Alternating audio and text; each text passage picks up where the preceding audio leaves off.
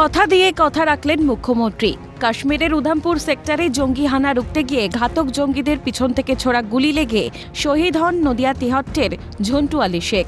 Bugle ধ্বনি, গান স্যালুটে চোখের জলে তাকে শেষ বিদায় জানায় রাজ্যবাসী। মুখ্যমন্ত্রী দুদিনের সফরে মঙ্গলবার সুতির প্রশাসনিক সভায় নিহত জওয়ানের স্ত্রীর হাতে তুলে দিলেন নিয়োগপত্র।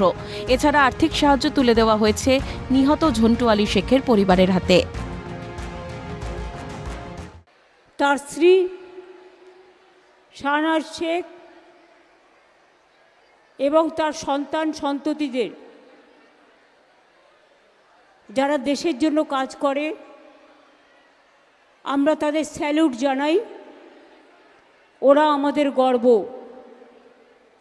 সবসময় আমরা যেন এই পরিবারগুলোকে মনে রাখি এবং আমাদের সাথে রাখি।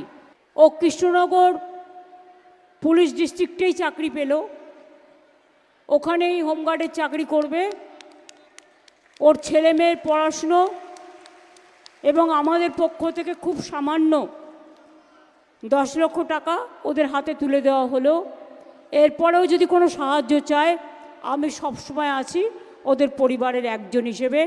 আমরা সকলে হাততালি দিয়ে।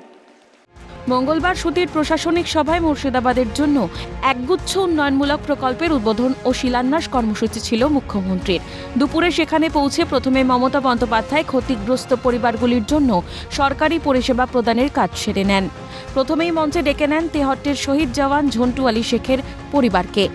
জওয়ানের স্ত্রী, 2 সন্তানকে মঞ্চে ডেকে নেন তৃণমূল নেতা সব্যসাচী দত্ত।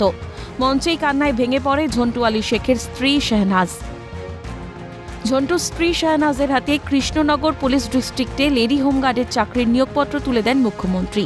পাশাপাশি শাহনাজের হাতে 10 লক্ষ টাকার চেক তুলে দেন মুখ্যমন্ত্রী এবং সব রকমভাবে পরিবারের পাশে থাকার আশ্বাস দেন। মুখ্যমন্ত্রীর মানবিক রূপ রাজ্যবাসীকে জুগিয়েছে আশার আলো। রাজ্যের মানুষদের দুঃসময়ে পাশে দাঁড়াতে দৃঢ় প্রতিজ্ঞ মুখ্যমন্ত্রী। মইনুল ইসলামের রিপোর্ট, ক্যালকাটা নিউজ।